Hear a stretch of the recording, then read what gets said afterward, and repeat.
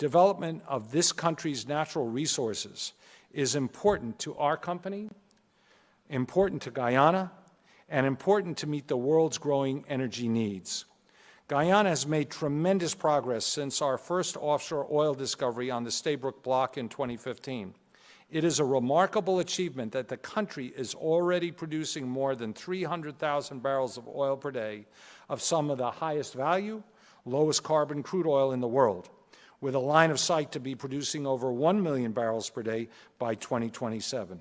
At that time, Guyana will become one of the largest crude oil producers in the world.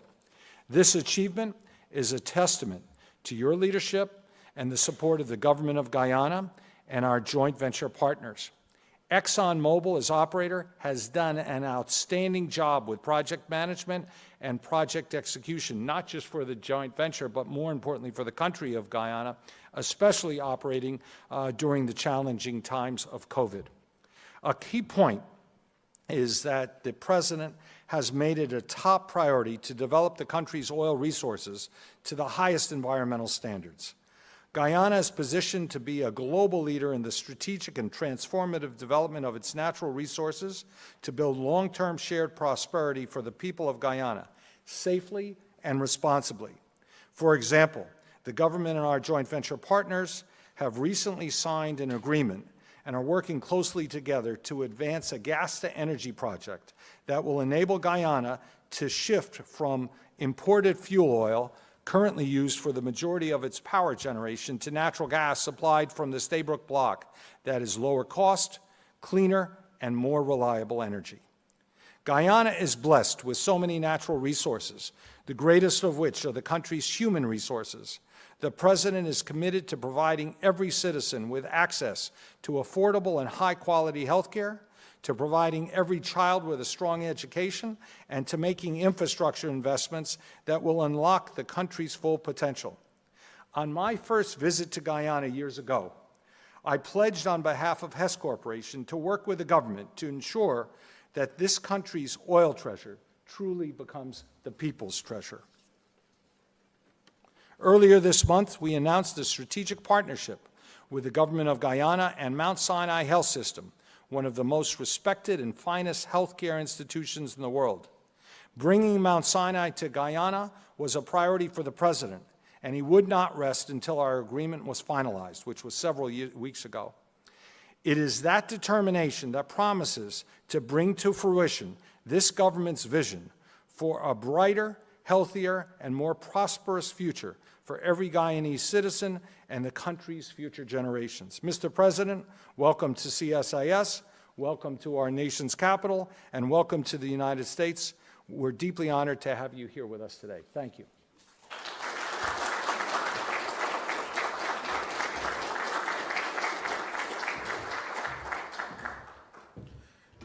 Thank you very much, John. Distinguished members of the audience, Ambassador Sarah Ann Lynch, and every single meeting and stakeholder I met with so far had only outstanding words to speak about the ambassador, including this center. I'm very pleased to be in this building because over the years I've read a number of reports and articles and ideas coming out of this building. It is no doubt that this building and those who work in this building would have contributed significantly to policy making, policy coordination, and to delivering positive results, not just for the US, but for our global environment. But I'm here today to confine my remarks to Guyana, and I will do so in a very compact time. There are a number of challenges facing the world today, and I want to position Guyana in all those challenges, so you will have an understanding as to what this country, Guyana, has to offer the world.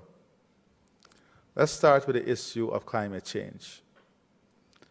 Every conversation on development and policy making today cannot be complete without addressing the issue of climate change. I present to you a country today in which 87% is covered by forests. Forests the size of England. Forest that stores 19.5 gigatons of carbon. Forest that holds a value of more than 500 billion United States dollars. So I present to you a country that is enormously rich in biodiversity, ecological services, environmental services. But who is paying for these services? How are we monetizing these services? Let's have a frank conversation about climate change. We can't say we understand the value of these important services to the world, and we don't understand the value, the monetary value, that it takes to keep these services intact. Because we are also a country in which the greater percentage of our population live on the coastal plain that is below sea level. One flood event can cost 60% of GDP. We already experienced that. You have to find the resources for adaptation and mitigation. Climate change is not an accident or an event, and it cannot be dealt with in a transactional way. It has to be dealt with in a global policy formation that brings the commitment of everyone. It cannot be dealt with in a piecemeal way. The ending of fossil fuel will not end the climate change crisis. There needs to be a balanced conversation. A conversation that understands the reality of the world, because guess what? When supply becomes low and demand continues to increase, price is affected, and the most affected continue to be the developing world. So this conversation cannot take place without the balance. And I want to present Guyana as a perfect example of a country and a policy-making environment that is seeking to achieve that balance in our development trajectory and our commitment on climate change. We are a net zero country. We have the lowest deforestation rate in the world, among the lowest in the world, 0.05%. We have a forest that goes through all the rigid global audits. And we're not going to change that. Before oil and gas, our development was structured on a low-carbon development trajectory that looked at the enhancement and prosperity of people, the improvement of livelihood, the development of our infrastructure and our human resources, the transformation of our country as an important part of the environmental modeling. As we move forward with our oil and gas sector, we are simultaneously moving forward and advancing our forests as a tool to combat climate change. And we are now moving the low-carbon development strategy to a low-carbon development strategy 2030 that expands itself beyond the forests to the ocean and the blue economy. So our commitment to climate change and development, sustainable development, is unshakable. Unshakable. So that's the forest crisis and the position of Guyana in the forest crisis. The second crisis has to do with food security. The world today is faced with what some describe as a coming catastrophe. Not only the prices of food, but the supply. You may have the money to pay for the food, but the supply is just not there. Important inputs like fertilizer is too costly for the small farmers to afford, unless the governments are going to put serious money into subsidizing it. The supply chain crisis the war in Ukraine, all of this is adding to the multidimensional nature of the problem of food security. As if that was not enough, the lack of resilience in the food security environment is also a factor to be taken into consideration. That is why we cannot have a conversation about food security, global food security, without a conversation on research and development for food security, access to technology, deployment of technology, and cost of technology. Very important. Who's putting the money into these areas? That would then ensure long-term food sustainability and food security for the region. Now again, I present to you Guyana. Guyana is one of the countries that has rich freshwater resources. We have abundant freshwater, large-scale arable lands. We are well positioned to be the food basket of CARICOM, the Caribbean. For a matter of fact, in the early days of the development of CARICOM, Guyana was referred to as the food basket of CARICOM. And we're working aggressively on a plan to reduce our import requirement as part of the whole CARICOM plan of 25 by 2025. That is reducing our food import bill by 25% by 2025.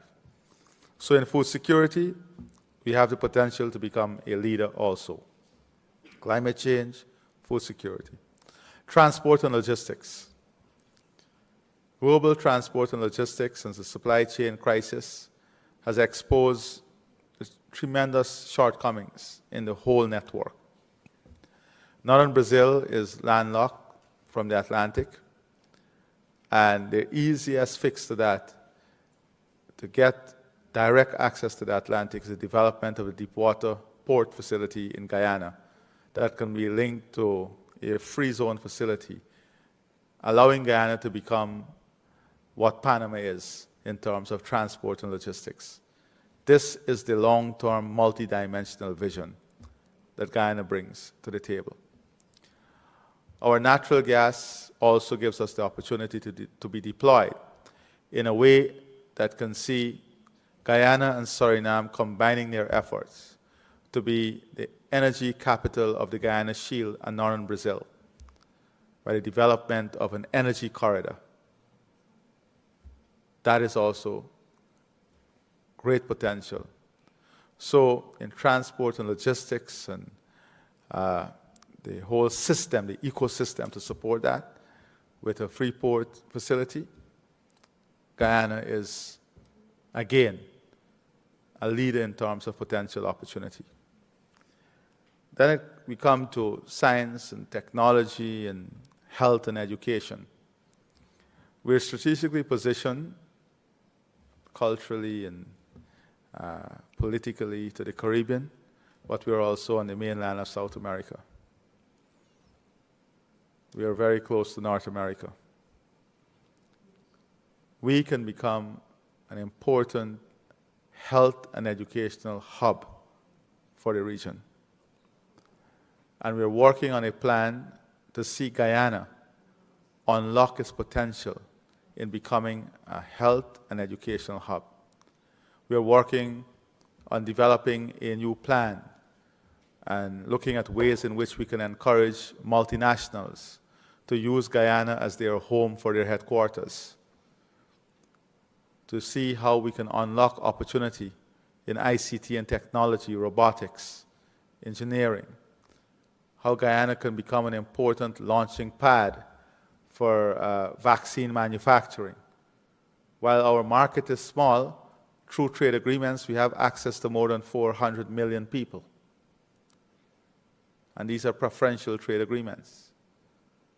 This is the type of future we are talking about building out. To do this requires revenue, resources, building up the infrastructure, the opening up of new lands, and this is where the revenue from oil and gas becomes important. The revenue from oil and gas must be used in a sustainable way. It must not be spent There's a difference in spending money and using money to catalyze opportunity. And this is how we want the revenues to be spent. Transforming lives.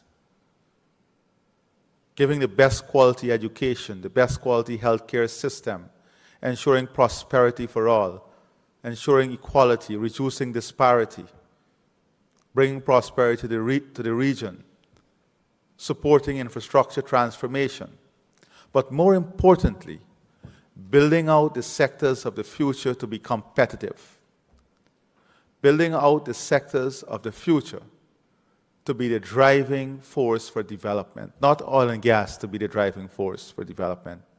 These sectors, the emerging sectors, the new economy, must be built on a platform that drives the future, drive the jobs of the future. And our human resources must be reprogrammed and retrained to benefit and support that. So for example, we are already discussing how our primary school children, all of them, must have elementary access to coding before leaving primary school. How our high school children must have advanced training in software development before leaving secondary school.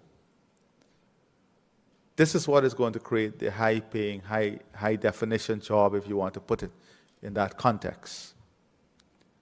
So yes, we have 11 billion barrels of oil in our reserve and still counting. But that must not be what Guyana is known for. We have tremendous other opportunities that must be unlocked. The cost of energy has always been inhibitive to our development. We are now working on reducing the cost of energy by 50%. That allows us now to compete in agro-processing, manufacturing, industrial development. And not industrial development and manufacturing of the past. We're talking about niche markets, new products, new innovation. We are very happy to have a construction expo in Guyana now, and the 3D printer that do homes. I think we have 3 globally. 1 is in Guyana. We're working on a program to have every single young professional, every single family owning their own home, because unless we improve the net asset value of families, we'll not be able to escape inequalities in society. Net asset value does not mean everybody will be equal in value, but it means that the asset value of each family must be upgraded to give them a decent livelihood. So this is the part of our development. I don't want to take up all the time here, but I want to say in a nutshell, this is the approach to what we want to consider resilient and sustainable development. Thank you very much.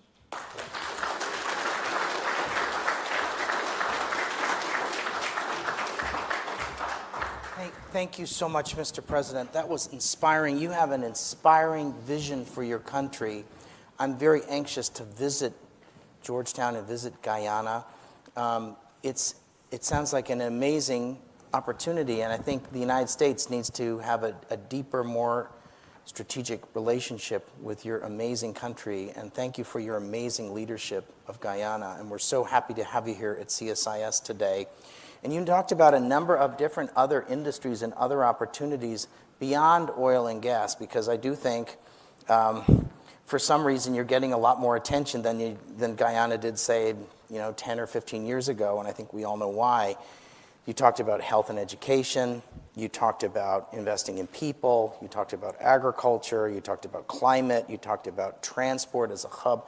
You're very blessed by your location, and you also you're Anglophone, and so I think that's also, a plus in many ways in the world that we're in.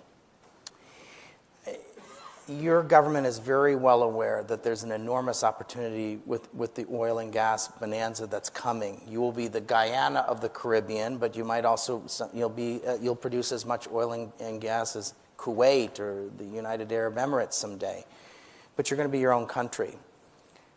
Every country, though, that's had this blessing has also had to manage the danger of this. It's called, it's called the resource curse. Your government has been thinking about this for a long time. You've put a lot of thought into this. How are you going to manage this potential resource curse challenge that Guyana is going to be presented with? This is a question that comes up all the time. Resource curse and managing resource curse. And it's a legitimate question. Very legitimate question. But you have resources, it's a curse, and if you don't have resources, it's a curse too. It's true. It's a jeopardy. It's a jeopardy. And in both situations, you have to manage. Because if you don't have resources, you still have to manage for the best outcome of people. And if you have resources, you still have to manage in a sustainable way to have the best outcome for people. So what is the common factor? The common factor is management. And who is it that determines whether you have good management? People. So that's the fundamental thing. You have to ensure you have the right human resource, the right people, the right attitude, the right culture. Unless you fix that and get that right formulation, then nothing else would work. I go to many forums. They said, "Oh, you're from Guyana, the new rich kid on the block in oil and gas." I said, no, I'm from Guyana, the humble country that is poor and looking for concessional financing. You see, resource curse start from changing who you are. And when you change who you are, you start spending what you don't even have. You start rocking up debt in an unsustainable way. And you start counting on projection of revenue you haven't seen as yet. That is the curse. That is the curse. So it is building institutional capacity. It is building systems. It is building a structure of management and governance that ensure you avoid those pitfalls. That is the first thing. And that is how this process is evolving. So we have a natural resource fund that is independent from government arm. We have, in the law, a penalty of 10 years imprisonment for the non-disclosure of information. That is revenue coming into the fund. We have an independent investment committee that incorporates the central bank on the investment of the fund. Then we have the legislative oversight, because the only way the fund can be used to finance anything in the country is if it passes through the budgetary process. To pass through the budgetary process, it has to pass through the parliamentary process, subject to debate, subject to parliamentary approval, and subject to public scrutiny. So the system is being built in such a way to ensure people participation. Because sometimes the economists and the mathematical modelers in our society develop formulas that people can't understand. But we have developed a formula that anyone can calculate. $10 comes in, $3 go to savings for the future, $7 go to the budget. You don't need to get a special calculator to do the calculation. Because systems must not be developed for academia and the intellectual class. System must be developed for the people, for the understanding and involvement of the people. That is critical. Not complex, complicated system that, only a few of us can understand the outcome of. So the resource curve starts from that. It also is about resource allocation. We have had many approaches. Oh, we can build you guys a whole new office complex for the presidency. You can have a beautiful new government complex. oh, don't worry about the money. We'll bill it for you, and then you'll rent it from us. Really? Really? We don't want that. We are very comfortable in the office that has supported us, and housed the office of the president since independence and before. Nothing is wrong with that building. The country has to be transformed. Our infrastructure has to be transformed and modernized, but not done in a way that is fanciful. When you have a lot of resources, you get excited. You want to build 10 highways when the country only needs 3 highways. So they're striking the balance, understanding the balance, defining the priorities, and financing the priorities as a matter of preference. Fantastic. Thank you, Mr. President.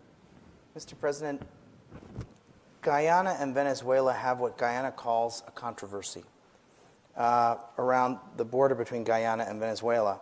I know, and you know, Mr. President, that the border was settled in 1899.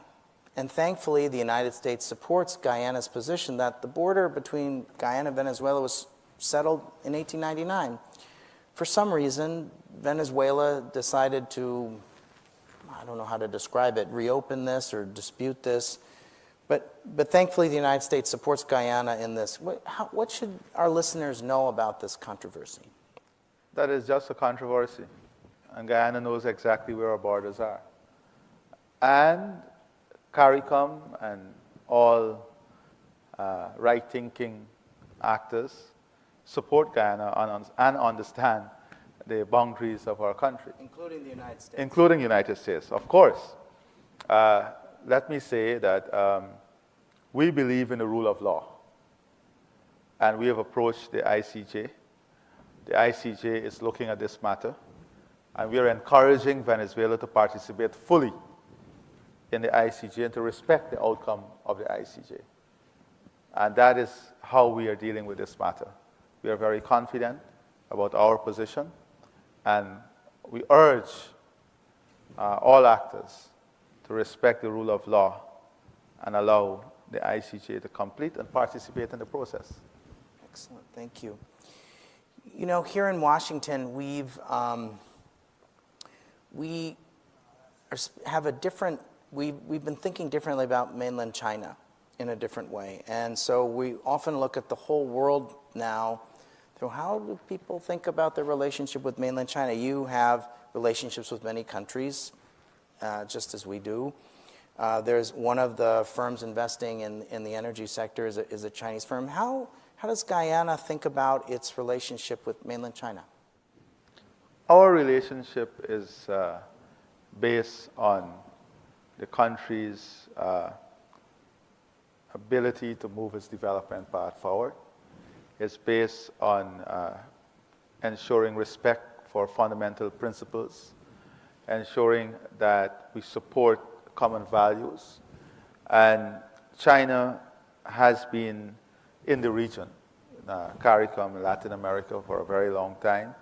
They have supported the development path of many countries. They've supported the development path of Guyana.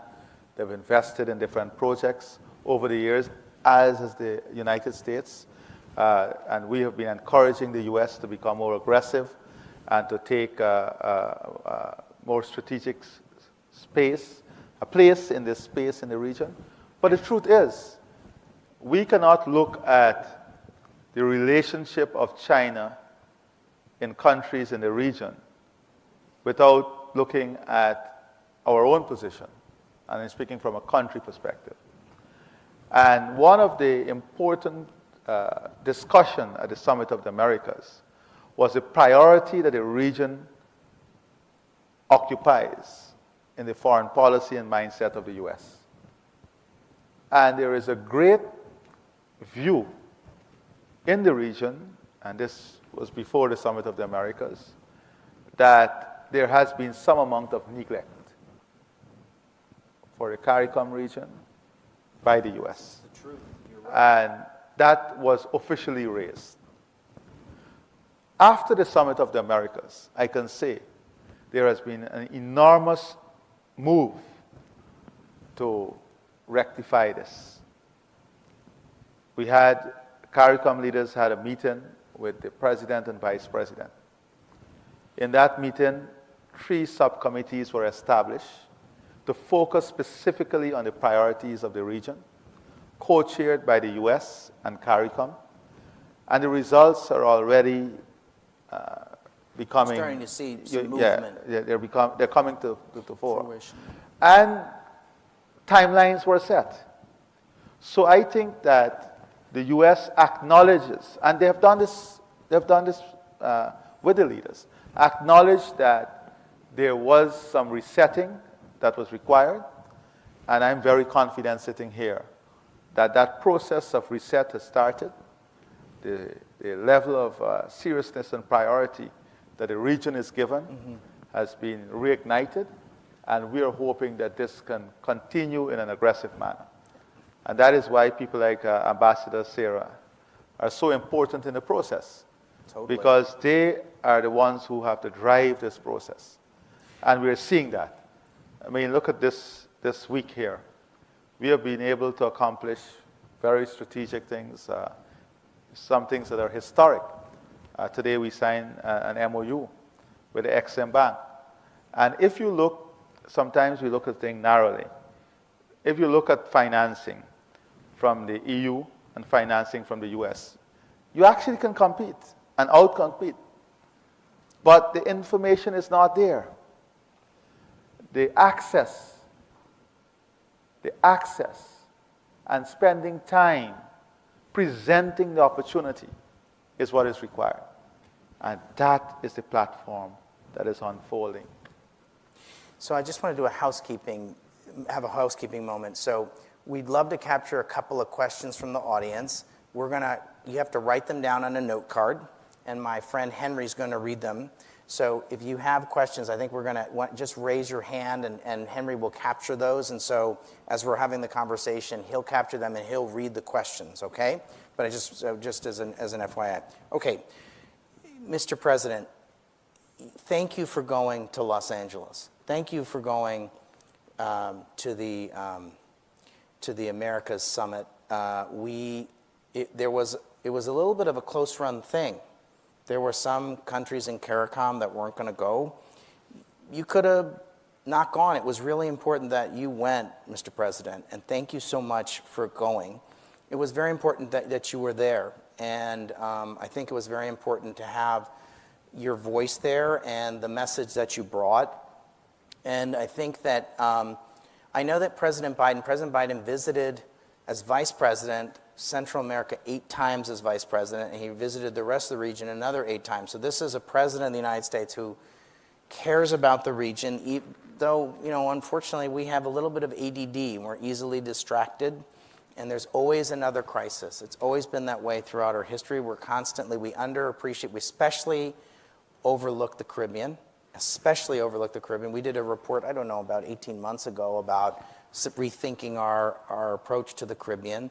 So I think your voice and your perspective is really welcome right now. I'm really proud as an American that we've sent one of our best ambassadors in Ambassador Lynch. I'm very, really pleased that we sent her, and she's so well regarded here in Washington, and it's a symbol of the seriousness of our intent to have a stronger relationship with Guyana. At the same time, I think about the issues you were talking about, health and education, agriculture and climate and transport. And one of my worries is that on paper, you're going to become very quickly, maybe not today, but in 5 years' time, and what to call, you know all the terms, upper middle income, high income. And so the bureaucrats are going to say, and I'm a former bureaucrat, so they're going to say, well, on paper, you're a wealthy country, and Mr. President, you've made it very clear that you're a humble country with a vision, and you know where you come from, and you've got a vision of where you're going, and you also have a very careful approach to how you're going to husband those important resources, both for the present and for the future. How could the United States be a better partner to you in all these things that you've talked about? I mean, I would love to see USAID set up an aid mission in Guyana. I'm sure the ambassador is too, but she can't necessarily say that.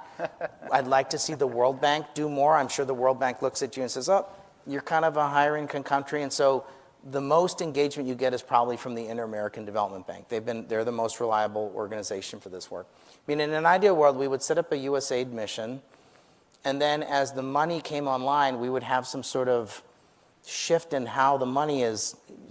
Maybe you'd pay more and we'd pay less, and just Oman does that, for example, with the World Bank. Could you imagine some sort of a different kind of a cooperation model that instead of the usual? We have sort of a typical playbook we have for foreign aid, but you're not a typical country. So how would you like? I mean, could you imagine something like that where we engaged with you in that way? Well, I have news for you. And maybe that is because Sarah is here. That conversation has started. Great minds think alike. And I did not speak to the ambassador. And this week has all been about that conversation. Okay. Redefining the relationship, looking at the strategic outlook of Guyana and aligning that with the various actors here in the U.S. So that process has started. We are trying to harmonize what we do, and that is why we had that MOU with the Exim Bank. Excellent. We are working also not only from a government to government and agency to agency perspective. We are looking to see how we can catalyze the private sector into this, get the private sector more interested so that they can build and be part of the opportunity. But importantly also, how we link and build the relationship within the two private sector. So we have transfer of knowledge, technology, the sharing of resources, and so on. And IDB Invest, for example, is playing a much more active role in the market these days. We have, if you look maybe a year from now at the financing portfolio of Guyana, it will be very impressive because you will see the European Union, the UK, the US, China. You will see a very multifaceted approach in terms of the diversification and the diverse nature of the financing that will be supporting the development. Great, good. Okay, you've talked about more attention from the United States, and a relationship with the United States is multidimensional. It could include development, investment, and trade. You're an enormous economic opportunity, and I think some of our best ambassadors are American companies like the Hess Corporation, and really really proud of our American companies that are investing in your country. But also, when we have a relationship, sometimes there's other dimensions to the relationship, and that includes a security dimension. So you have the blessing and the ability to pick your friends, but sometimes you can't necessarily pick the neighborhood you're in. I think about other countries that have had a bonanza of wealth. I think about a Kuwait, Qatar, UAE, Bahrain. And I think that they've rethought their security relationship with us. So if I said to you, could you imagine a different kind of a security partnership with the United States? If I think about things like illegal fishing, illegal mining, narcotics, there's a variety of security challenges, cyber, climate. Could you imagine a different kind of security partnership with the United States? It's not an imagination, it's a reality. These challenges are with us already. And a big part of this visit is dedicated to security coordination and collaboration. The U.S. is playing a greater and more integral role in our security architecture. We are building partnership. We have an information sharing platform. We have greater collaboration and cooperation. We have integration in what we're doing. And then we're doing some other things that I will not discuss at this point. But there is that reality, and we are working with the U.S. on confronting that reality as an important strategic partner in building this alliance that will deal with the multidimensional nature of the security challenge. Because with the sophisticated investors comes the sophisticated criminals too. Building the architecture building the infrastructure, supporting the infrastructure, training and development. All of this is in that new equation. Information sharing, technology sharing, working on common platform, support with, through technology. All of that now is in this comprehensive security plan that we're developing and working with the U.S. on. And that has been an important part of the agenda and the discussions we have had up here. John, Mr. Hess, indeed, is a good example of a U.S. company that values social responsibility. He mentioned the partnership with Mount Sinai. What he did not say is the very proactive role financially that Hess Corporation is playing in the build-out of the healthcare sector and supporting the initiative in Mount Sinai, with Mount Sinai. Okay, great. But just on this issue of security, it's what you've described is you have an ambitious vision for deepening your relationship with the United States across a number of different dimensions, including security, and you are open to all sorts of potential possibilities about deepening your relationship with the United States from a security standpoint. Definitely. We not only deepening our relationship, but it is, for us, it is an imperative that the U.S. plays an important part in our security architecture. Our geographic location brings with it its own challenges. And when we talk about building out an infrastructure that would have deeper, faster, more integrated connection with more countries, you attract new challenges too. So definitely that's an important pillar. Okay, so this is to be continued. Definitely. Okay, maybe I'll leave it at that, but I think you know where I'm going with that. Okay, so Mr. President. I'm walking with you, but I'm not. Right, we got to walk before we run. Okay, I get it. Mr. President, we're a multiracial society, the United States. And we're not a perfect country, and we have a lot of challenges. And I think perhaps maybe we could learn a little bit from Guyana. You're a multiracial society. What can you share with us, to this audience and to the United States, about your multiracial society and the progress you've made? Because we've made a lot of progress. We still have some progress to make. Could you share a little bit about that? Because I think it's important when people understand Guyana, that you're a diverse country and you've done a lot to be more inclusive as a society, and maybe we could learn from you. Yeah, we're a very multi-ethnic society. It's one of our assets. We look at this not as we look at this from an asset perspective. It is one of our greatest gifts, the multi-ethnic makeup of our country.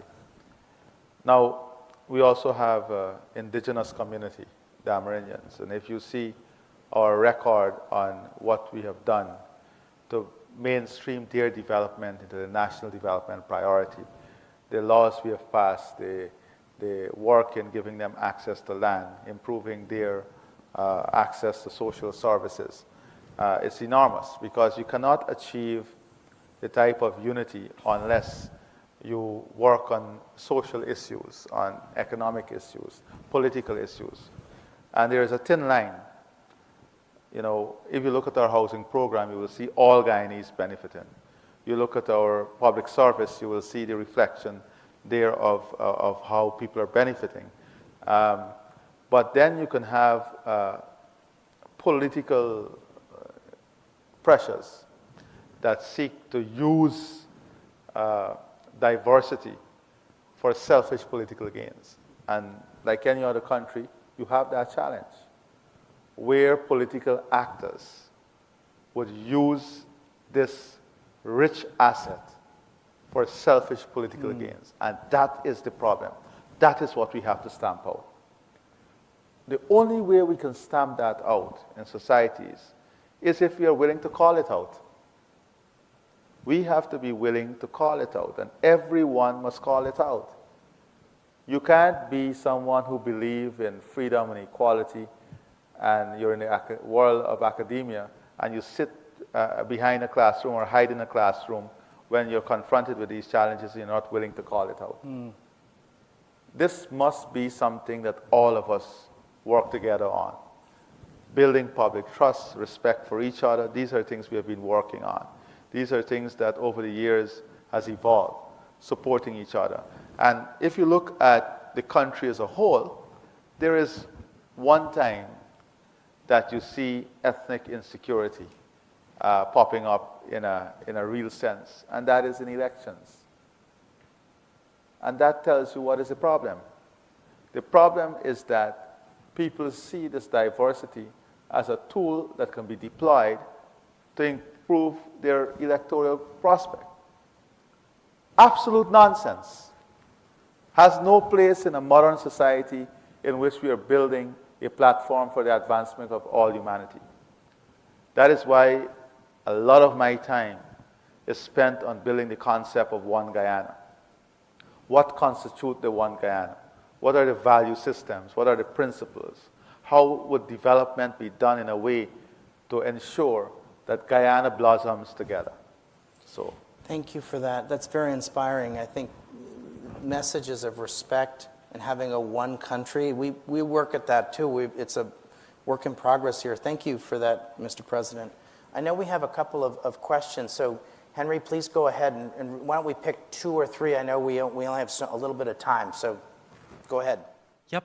Our first question comes from William with the Osgood Center for International Studies, who asks, President, how do you plan to continue working with the United States from a climate perspective, as well as address and complete the most economically beneficial deals with the private sector that wants to work in Guyana?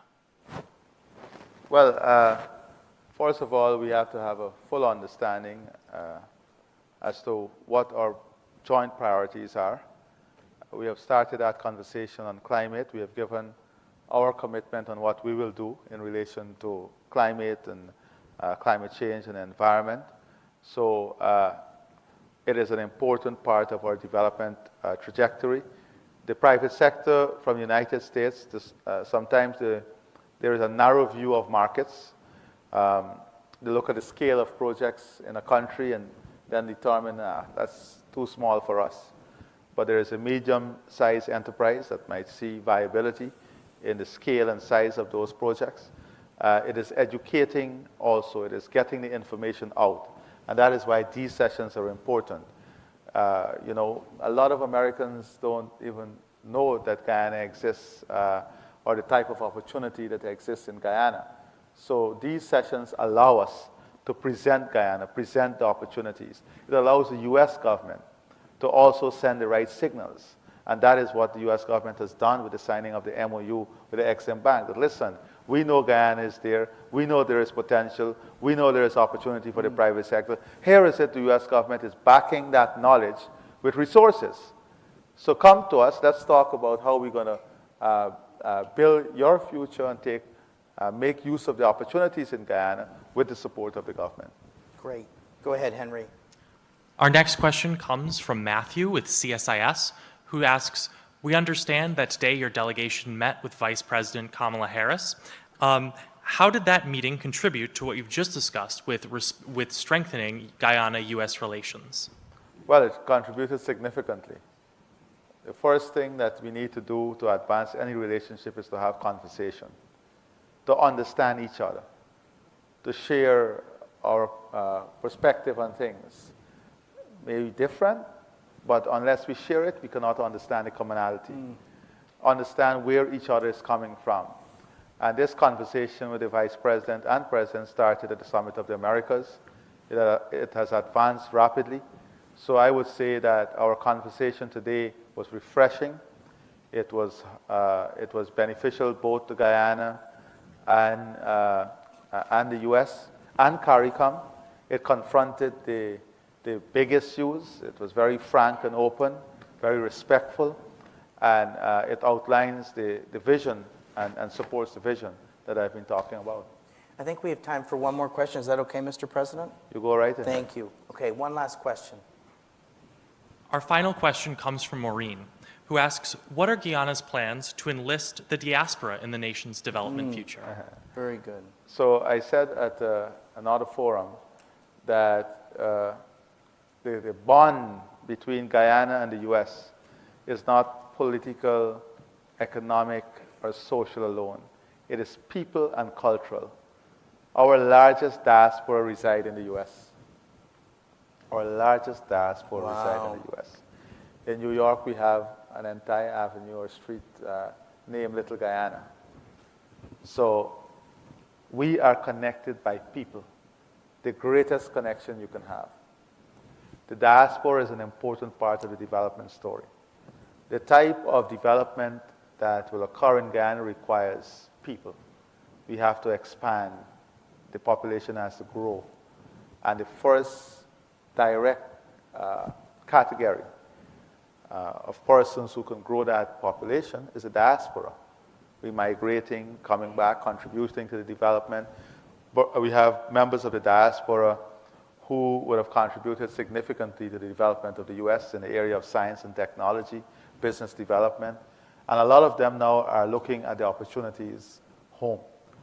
But I want to say that those opportunities come with a cost. You have to be able and ready to make the investment in research and development. It is just like investing in any other country. You have to do your homework. You have to do your risk analysis. You have to do your feasibility study. Sometimes people look at this as at a cost. This is not a cost. This is an investment that is essential in addressing whatever you want to do. So the diaspora is an important and very strategic asset that we have that must be and will be incorporated in the transformation phase of our country. Mr. President, thank you so much. Please join me in thanking the President of Guyana for being with us today. It's fantastic. Thank you, Mr. President. Great. Good. Thank you, Mr. President. It's an honor to have you here. I hope we can do this again. Yes, Thank you. absolutely.